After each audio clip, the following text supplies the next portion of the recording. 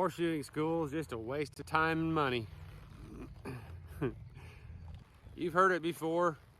Horseshoeing school is just a waste of time and money.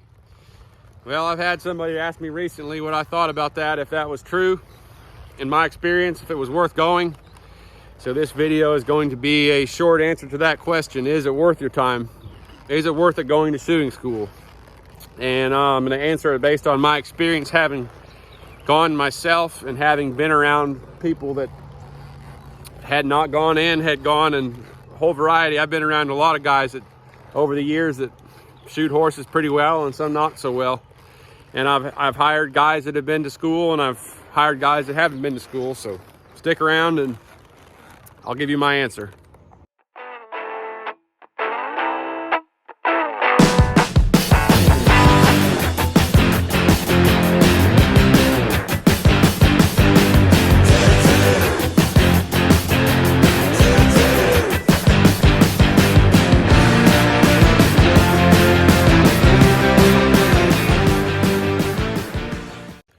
So I think the answer to that question, like I say, has a lot to do with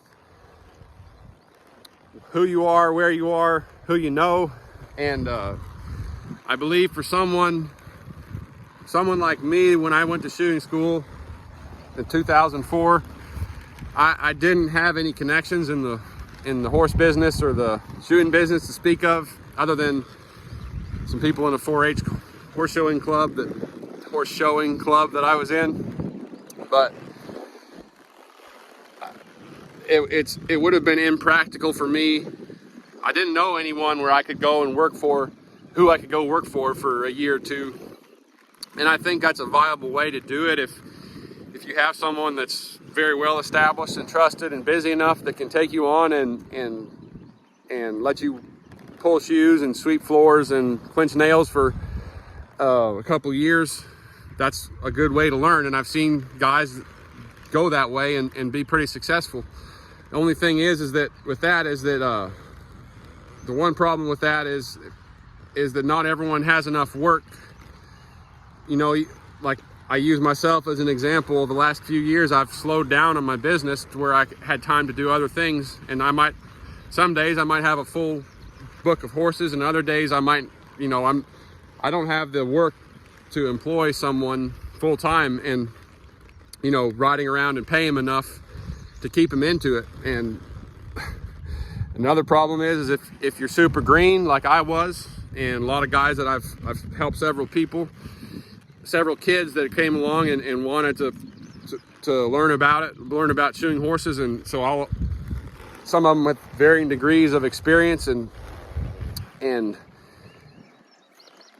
it's, while someone is learning how to pull shoes and how to clinch and how to finish, it takes longer for them to do it while you're sitting there watching than it would for me to do it and get it done sooner.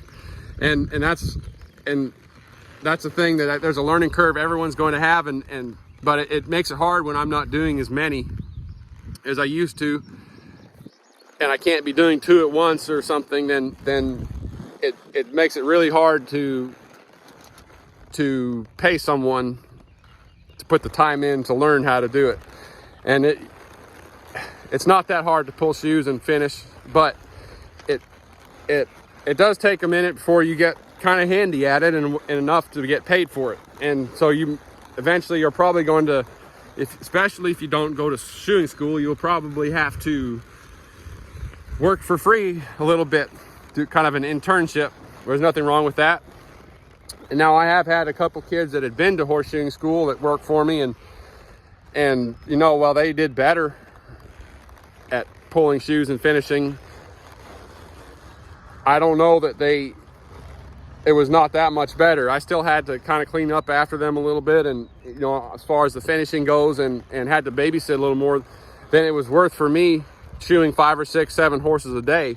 Now, I had one kid that stuck with it long enough to where we got in a rhythm, and we could do several horses and kind of do it without getting real exhausted and tired, which is pretty nice. That's the best benefit to me of having a helper like that. But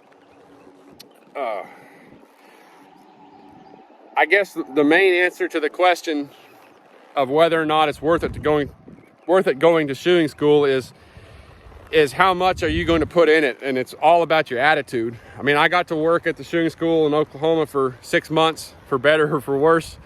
I know it's not the most prestigious place in the world, but I learned a lot, and I observed a lot of how much people got out of the shoeing school, and it really does depend on your attitude. I mean, I kind of went in thinking this is my shot, and I'm going to take all I can out of it, and I learned a lot of stuff in the forge, and I got to get under horses that I would not have got under, and got a little bit of confidence. In some ways, you could call it homeschool confidence, like Clay Tryon calls it. You know, you're confident beyond your abilities, and that's something that I think horseshoeing school has to be. A lot of schools, they kind of instill a little more confidence in someone. That people leave there thinking they know more than they do, and it takes a while. It took me 2 or 3 years to realize how little I did know, and then a couple more years to kind of get over that hump and getting in becoming successful. So that's a thing to be aware of in shoeing school. But basically, if you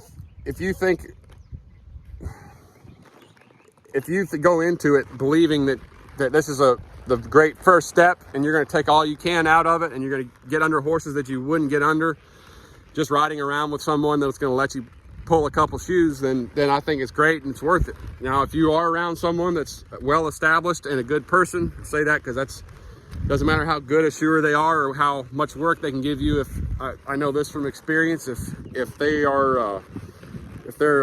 you know, kind of a piece of crap personally, then it's not going to be worth it in the long run to spend time with them, no matter how much you learn in the trade. And that's a topic for another video. But yeah, with all that said, I believe that the right shoeing school can sure be useful. Now, if your dad shoes horses and you already been around it a bunch, you already pulled shoes, and you work for a guy for 6 months, 2 years or something. I met people like that in shoeing school, and honestly, they learned some anatomy and some other basics and a lot of forging, but they didn't necessarily gain all that much from spending 2 months doing something when, you know, they, depending on the school, you know, work on 1 horse a day or 2 feet a day or 1 foot a day. Or now you go to some schools where they throw you into the fire and you get to basically shoe as many as you can. And that might be better, it might be worse. I don't have an opinion. I think every school is different. And I know that I could do a video on the difference. Well, I'll leave that for another day. I won't even give it away yet, but stay tuned. Go ahead and subscribe to my channel. I'll have more.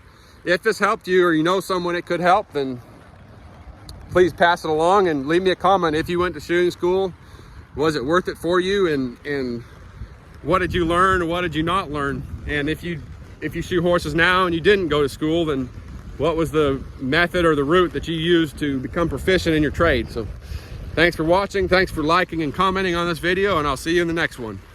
Adios.